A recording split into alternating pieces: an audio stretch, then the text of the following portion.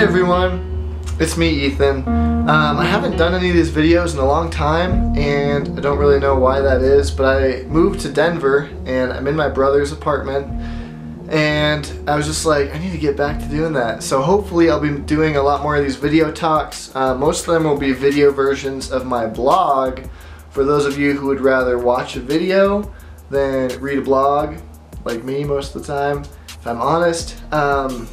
So you can basically watch and get slightly different, but basically the same thing as if you read my blog, and sometimes they'll be different. A lot of the times they'll be different depending on just how I want to talk about a subject, or if I want to do it just in video or just in blog. So make sure you check out both on my YouTube channel and on my website, ethanrenault.com. And today I wanted to rehash a blog post I made maybe a week or two ago, called Porn, You Can't Quit, or something like that. You can't quit on your own. Some version of that. Because I have been in this addiction class at my church in Chicago for the month of August, and for 5 weeks we would go and learn and discuss different aspects of addictions. Whether it's, drugs, alcohol, porn, whatever it is, we talked about the entire gamut of addictions, because most of them, if not all of them, stem from the same place. And my pastor even said the first day, addiction is essentially the one thing that you could say all of humanity has in common, is that we are addicts. Whether it's we're addicts to ourselves, we're addicted to, pride, looking good, presenting this image of ourselves to the world. You could be addicted to anything, and whatever that is what Christ is trying to set you free from. And so in this blog post I talked about what freedom really means in the biblical sense, because I've heard for years and years and years, Jesus will set you free from your porn addiction. Jesus will set you free from your porn addiction. And for years and years and years I continued to have the same struggle. And if you're anything like me, aka a regular human being who has struggles or addictions, then you've probably been in the same place, saying, why does the Bible talk so much about freedom from sin, but I keep doing the same thing and I can't stop? Paul says the same thing in Romans 7 when he says, I keep doing the things I don't want to do, and I keep not doing the things I do want to do.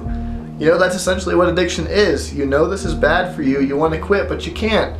And so I think that the important thing for us as Christians to remember as we address addiction is being free from addiction doesn't mean that you're going to quit right away.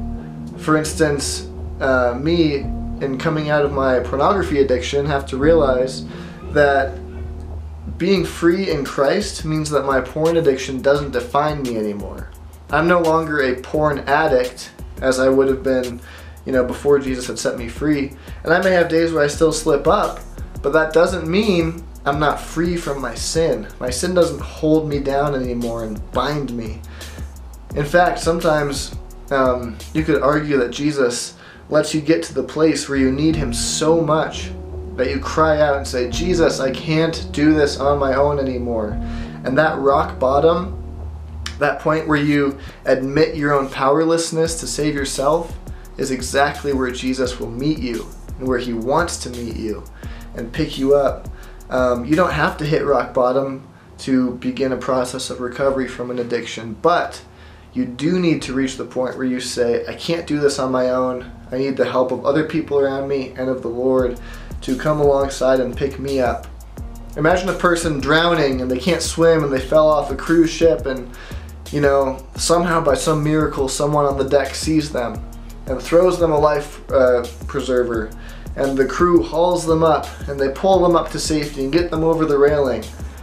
And now imagine the same person who was drowning 30 seconds ago says, boy, did you guys see how great it was when I grabbed onto the life preserver, and how strong I was when I held on, and how I just kept holding on with all my strength and dexterity as you hoisted me over the railing? That'd be insane.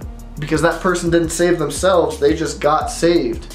With addiction, it's the exact same way. You have to acknowledge that you cannot save yourself. and you have to open your hands and just say, I need help from other people. I need help from the Lord. I need someone else to save me. And I think that is the point where healing and recovery from addiction truly begins. For more on this, read a great book that I'm reading right now called Grace in Addiction by John Z. He was a former alcoholic, a member of Alcoholics Anonymous. So much good stuff in there in relating addiction to the gospel and how those two interact and speak to each other and inform one another. Super, super good. Anyways, thank you guys for watching. I'll be back soon with more videos and blog posts. So thanks so much. Talk to you later.